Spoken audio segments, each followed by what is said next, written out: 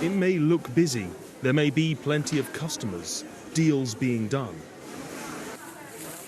But these are difficult days for the traders at Chisinau's central market. It's getting worse and worse every day. Everything is getting more expensive. I had clients who bought 5 kilos of carrots. Now they buy just half a kilo. They are all saving money for bills.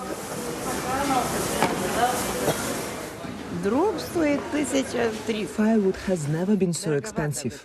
We are already stocking up for the winter. What else can we do? We have heating, but we are not using it anymore. Why am I charging more? Because energy prices have increased. We're using bulbs in our coupes. We're receiving enormous bills. It's obvious that we've had to increase our prices too. Inflation here is higher than in Ukraine.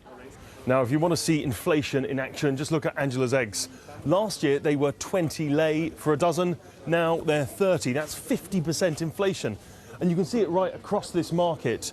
In Moldova, inflation is more than 30% this year. Like the rest of Europe, energy is at the root of all of it. But here, the reasons are even more complicated.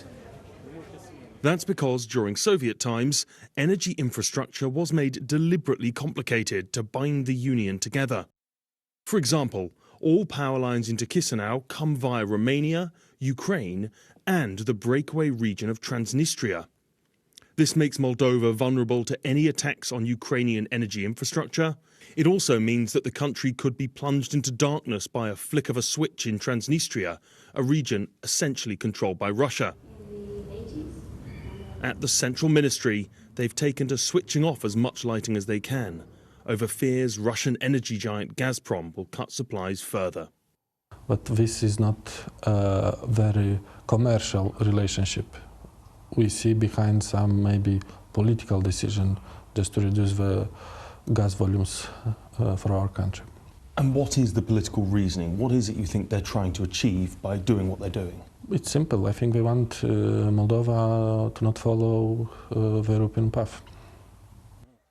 But it's not just in energy that Russia has had a grip on Moldova.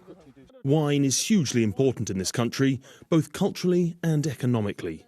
Here at the Bukhari vineyard, right on the border with Ukraine, they've suffered 2 Russian wine embargoes. Russia always found ways to use economic levers, to get their geopolitical goals. It was very painful. In 2013, when the second Russian embargo took place, we couldn't pay salaries, we couldn't pay our suppliers, we lost our biggest market overnight. And I think it was a realization that it's a market it's very difficult to build a sustainable business in. And I'm very fortunate that at this moment, we sell zero to Russia and we're selling to markets which are much safer. Now Bukhari is Moldova's biggest exporter of wine, expanding year on year and shipping millions of bottles around the world. But the more wine you make, the more power you need. Now, as you can probably tell, making wine is a pretty energy-intensive procedure, and historically all of these machines have been powered by gas from Russia. But over the last year, they've decided that that probably is not a sustainable way of doing business, and so have tried to move to alternative sources of energy. At the moment, 15% of our energy needs are covered by solar. Our plan is that within 5 years we want to become entirely energy independent, because we don't want to be dependent on a very unpredictable and fussy neighbor. With the prices of energy going up, the payback on such investments is as short as 3 years. So we believe it makes, I think, good, security sense, but it also has a lot of economic sense. What they are doing here in Bukhari is maybe a microcosm for the wider government strategy, the pivot towards energy independence and away from Russia.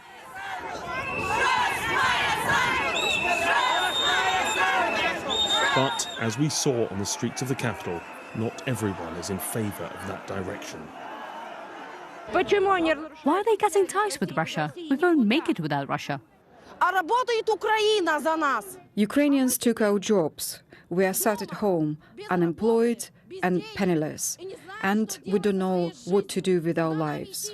When we were friends with Russia, we lived well. We had everything. Now they're saying that everything is Russia's fault.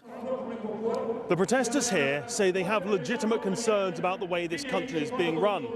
Their opponents say that many of them are being paid by a pro-Kremlin oligarch. Moldova is a country torn east and west.